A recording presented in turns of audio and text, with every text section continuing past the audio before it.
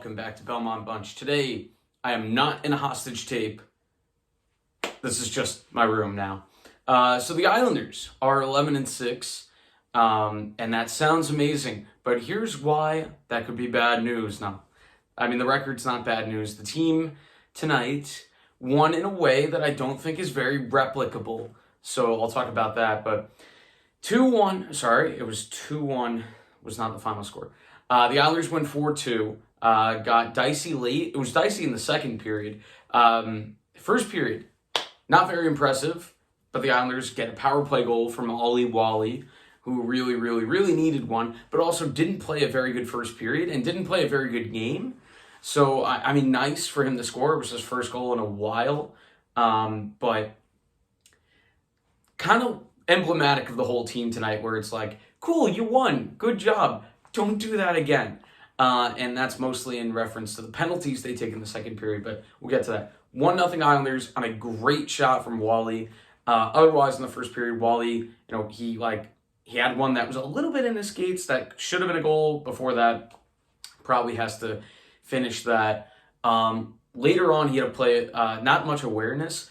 He has all the time in the world. He gets a pass from one of his defensemen. He's got his back to the blue line, his own blue line. He could just turn and skate up ice, and instead he just flicks it out of the zone, and it's a turnover. And he's not the only Islander that did that tonight. There were a few guys that just ripped passes up ice without really looking, and it turned into a pretty bad turnover. And I'm sure when the team looks at film, it's not going to look great. So yeah, wasn't their best outing. But Ottawa really couldn't take advantage. So 1-0 after the first. Not a great performance in the first. The announcers, Brendan and Butchie, agree with that sentiment. Second period, kind of worse, because at least in the first period, the Islanders mostly stayed out of the box. Second period, Ross, Buddy.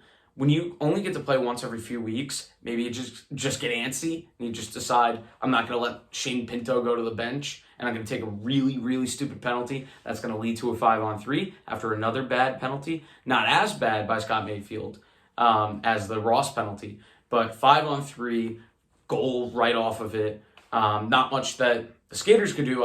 Once they lose the face-off, it's pretty tough on a 5-on-3. So tied there. The Isles go ahead on a Noah Dobson goal.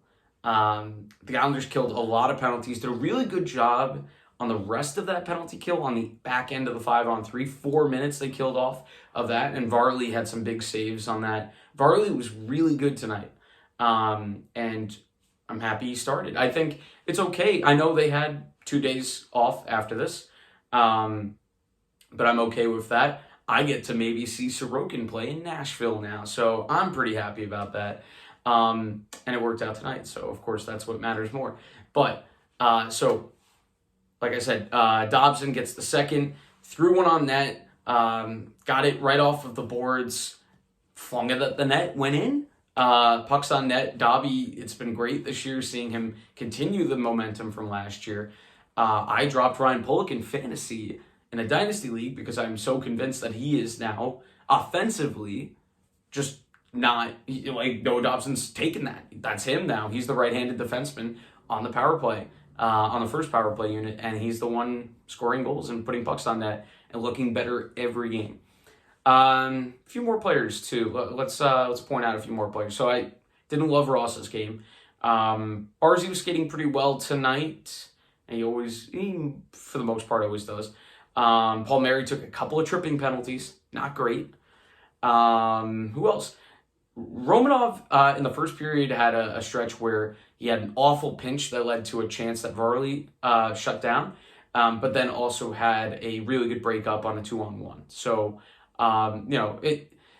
honestly, I shouldn't be going by last year, but just the fact that we're seeing somebody that can skate up ice and actually break out, even though he's not amazing at it, infinitely better than as Zdeno Chara was at it. And there's no defensive pairing right now where I feel like one guy is really carrying the other. So that's good.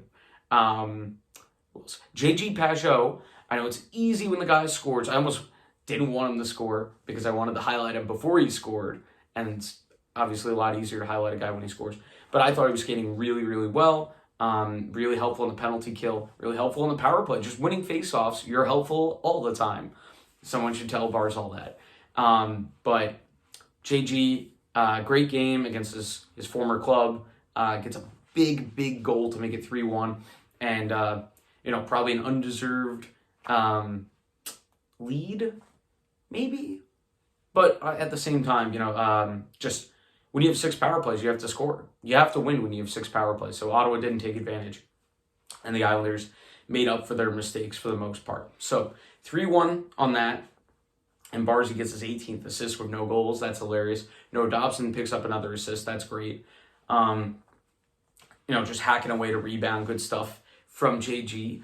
I thought Casey Cizikas continues this resurgent year where he's skating great. He was instrumental in the empty netter. But before that, a sweet passing play made it 3-2 through Giroux. And I was not happy with Beauvillier on the back check, but he wasn't the only one. There were a few Islanders not back checking quite so well there. Kind of puck watching a little bit, not looking for that back post run, if I'm talking soccer for a sec. So not great. And I had a few people coming into the year that were really, really sold on Bo, just breaking out again this year. Breaking out this year. And I just haven't seen it, and I just haven't been that impressed by him. And I think, if he wasn't Barzal's best friend, maybe he'd be gone. I don't know. And yeah, that's pretty much it. The Islanders on the empty net, facing the 6-on-5, do pretty well. Varley had a big save on a deflection from point blank on Tkachuk. Awesome save. Had a big save on Shane Pinto with 2 opportunities.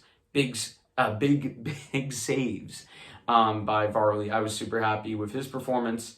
The empty netter, Brock is the reason that the play gets sprung. So, happy he gets to get the goal. He had high pressure at the point, stole it. Nice little back and forth. I think it was Clutterbuck and Cizikas. Eventually ends up with Brock, and he finishes it. So, for the Islanders, don't think you're going to do this every night and win. There are teams with power plays that will punish you. And it's not like the Islanders' PK has been amazing recently. As was pointed out in the broadcast, 9 goals in 9 games after a perfect start for the first 8 games. So ease up on that. Oh, and I thought Adam Pelech looks like himself again tonight. He's had a few games where he's been the guy where it's oh, that was your guy that scored. And I thought tonight he cleaned it up a lot. So that's pretty much it. Yeah, that's pretty much it. All right, we'll see you next time on Belmont Punch. I will be in Nashville on Thursday, so we'll see what state I'm in for that video. And you won't see what state I'm in if it's bad. So, or if I'm tired. I'm going to get a cowboy hat. It's going to be fun. I'll see you soon.